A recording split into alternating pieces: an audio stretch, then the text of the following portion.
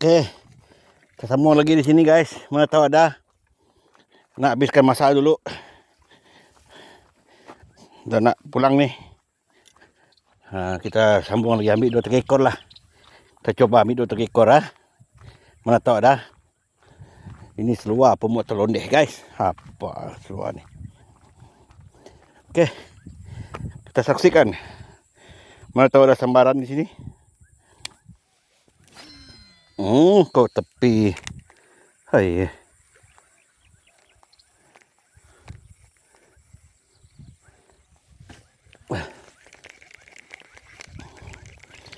Sekejap guys. Salah skill tadi.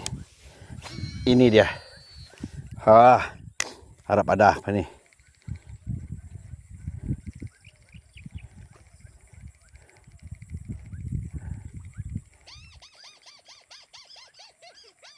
Hei. Bunyi apa tu?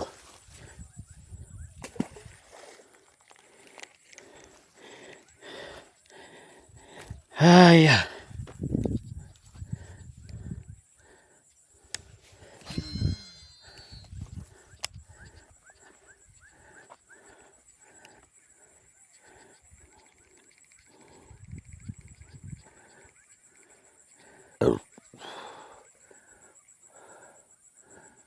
Tak ada guys.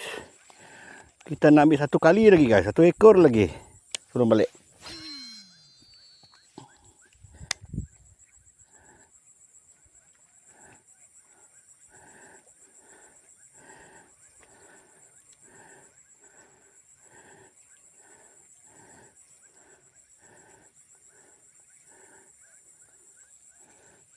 Tak ada guys. Macam mana ni? Aduh.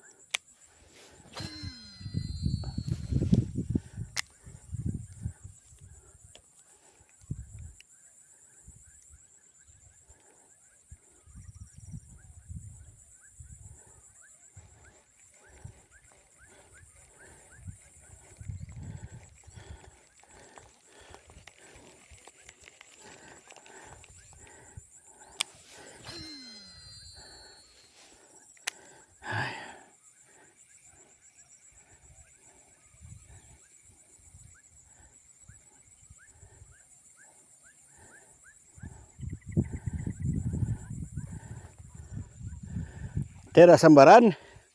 Kita pindah lagi. Pindah di tempat yang kita dapat besar hari itu guys. Yang anak saya dapat. Dia dapat besar. Tu dia.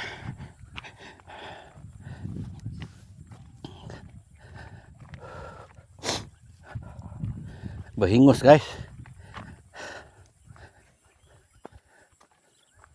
Wow. Jauh. Nampaknya jauh. Ada sambaran, Pak.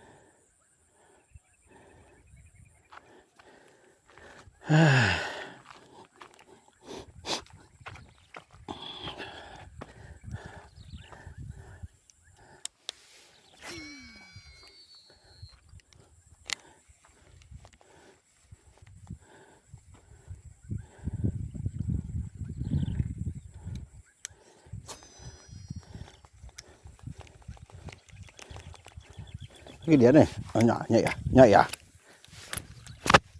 Tuh. Tok ngai ko. Apa? Hah?